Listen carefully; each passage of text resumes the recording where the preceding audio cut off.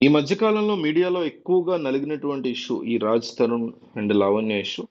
రాజ్ తరుణ్ తనని గుళ్ళో పెళ్లి చేసుకుని ఒక భార్యగా తన జీవితంలోకి అంగీకరించి ఆ తర్వాత తనని వదిలేశాడు.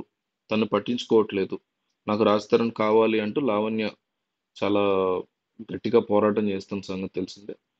లావణ్య విషయంలో తను ఎటువంటి తప్పు చేయలేదని, లావణ్య చాలా రాంగ్‌గా బిహేవ్ చేస్తుందని, తననెప్పుడు తను పెళ్లి చేసుకోలేదని, వేరే రకంగా కూడా లేవని రిలేషన్‌షిప్‌లో ఉన్న మాట వాస్తవం. గతంలో తాను ఇబ్బందుల్లో ఉన్నప్పుడు లావణ్య తనతో పాటు ఉన్న మాట వాస్తవం గాని, ఆ తర్వాత పెళ్లి లాంటిదేమీ జరగలేదు అని రాజ్ తరుణ్ యొక్క వెర్షన్‌గా మనం చూస్తూ వచ్చాం.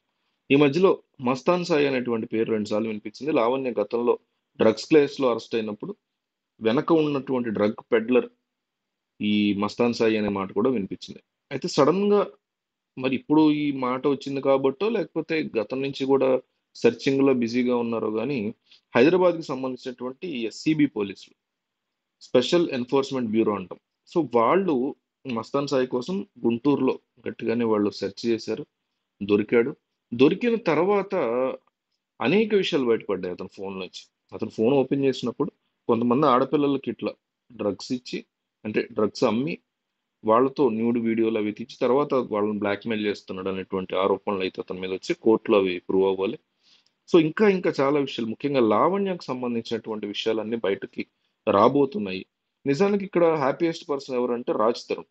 రాజ్ తరుణ్‌కి ఈ కేస్‌లో ఇన్నాళ్ళు లావణ్య అండ్ మస్తాన్ సాయి కలిసే తనని ఇబ్బంది పెడుతున్నారు అనే ఆరోపణలు చేస్తున్న రాజ్ తరుణ్‌కి ఒకటి ప్రూవ్ అయింది. ఇతను ఏదైతే డ్రగ్స్ రిలేటెడ్ లావణ్య కూడా ఇన్వాల్వ్ అయింది. ఇతనితో అతని పేరేంటి 'మస్తాన్ సాయితో' అని ఎప్పుడు చెప్తూ వస్తున్నాడు తప్ప, ఎక్కడ మనం వినల. అంతకుముందు 'వరలక్ష్మి టిఫిన్స్' కేసులో 'మస్తాన్ సాయి' కోసం వెతుకుతున్నారు. అతనే డ్రగ్ పెడ్లర్ అని విన్నాను తప్ప, అక్కడ 'రాజ్ తరుణ్' కూడా విని ఈ అమ్మాయిని కనెక్ట్ చేసాడేమో అనుకున్నారు గానీ, ఖచ్చితంగా లావణ్య యొక్క ఇన్వాల్వ్‌మెంట్ ఉంది 'మస్తాన్ సాయితో' అనేది పోలీసులు ఇప్పుడు రీసెంట్‌గా వెల్లడించడం జరిగింది. దాంతో ఇక్కడ 'రాజ్ తరుణ్' హ్యాపీ పర్సన్ అయ్యాడు. అంటే అతనికి కాస్త రిలీఫ్ వచ్చింది. సో, అతని ఫోన్‌లో కావచ్చు, లావణ్యకి సంబంధించినటువంటి కాంటాక్ట్స్‌లో కావచ్చు, అతని మెయిల్స్‌లో కావచ్చు, ఎక్కడో అక్కడ ఖచ్చితంగా లావణ్యకి, మస్తాన్ సాయికి ఏదో ఒక రకమైన రిలేషన్. అంటే డ్రగ్ పెడ్లర్ గానే గావచ్చు, లేతే వేరే అమ్మాయిల్ని వీళ్ళిద్దరూ కలిసి వేరే అమ్మాయిల్ని ట్రాప్ చేశారని గూడా ఆరోపణలొచ్చాయి. రాజ్ తరుణ్ వైపు నుంచి గాని, రాజ్ తరుణ్‌ని సపోర్ట్ చేసిన వాళ్ళ వైపు నుంచి కూడా వచ్చాయి. సో, ఈ హోల్ సినారియోలో రాజ్ తరుణ్ నేను సేవ్ అవ్వబోతున్నాను, నేను రిలీఫ్ పొందబోతున్నాను అన్నట్టుగా అతను ఫీల్ అవుతున్నట్టు తెలుస్తోంది.